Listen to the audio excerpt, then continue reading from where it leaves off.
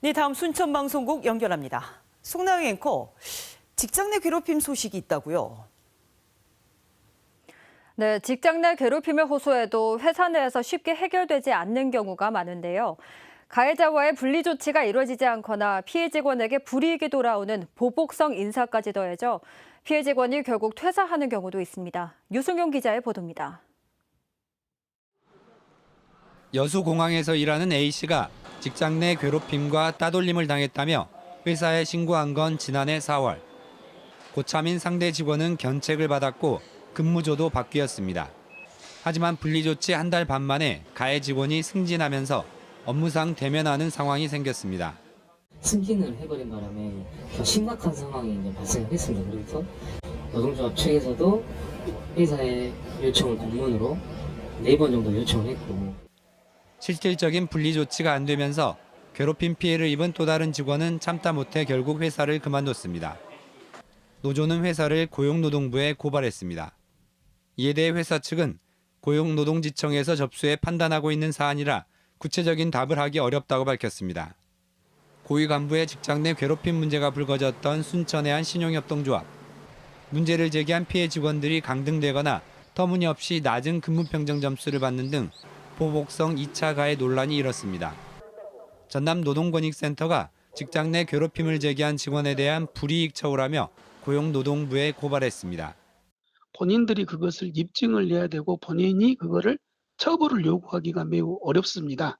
소규모 사업장이다 몇 명 근무하지 않다 보니까 직장 상사의 눈치를 보고 해당 신협 간부의 징계는 3달 넘도록 미뤄지고 있고 피해 직원들은 고용노동부에 특별근로감독을 요구하고 있습니다.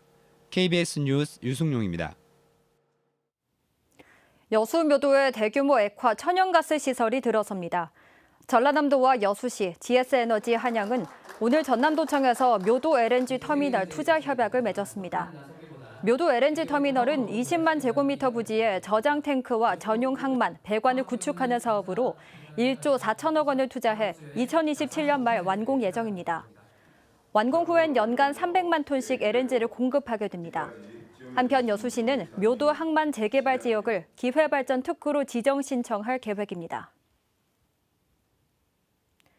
국토부와 주택도시보증공사가 순천에서 운영한 찾아가는 전세 피해 지원 상담소에서 모두 130여 건의 상담이 이루어졌습니다. 순천시는 지난 11일부터 닷새 동안 운영된 지원 상담소에서 법률 지원 81건을 비롯해 금융과 주거 지원 51건, 심리 상담 3건 등 모두 135건의 상담이 진행됐다고 밝혔습니다. 이번 피해 상담소 운영에는 변호사와 금융지원, 공공임대 주거 관련 전문가들이 참여했습니다. 여수 밤바다 유람선 여행을 제공하는 여수 오션크루즈가 본격 운항을 알렸습니다. 여수 오션크루즈는 오늘 여수 엑스포항에서 취항식을 열고 유람선 관광 프로그램과 선상 공연 등을 소개했습니다. 야경 투어는 오동도 앞과 돌산대교를 일주하는 15km 구간으로 구성됐습니다. 오늘 행사에서 선사인 여수해양과 여수세계섬 박람회 범시민준비위원회는 박람회 성공 개최를 위한 업무 협약을 맺었습니다. 지금까지 순천에서 전해드렸습니다.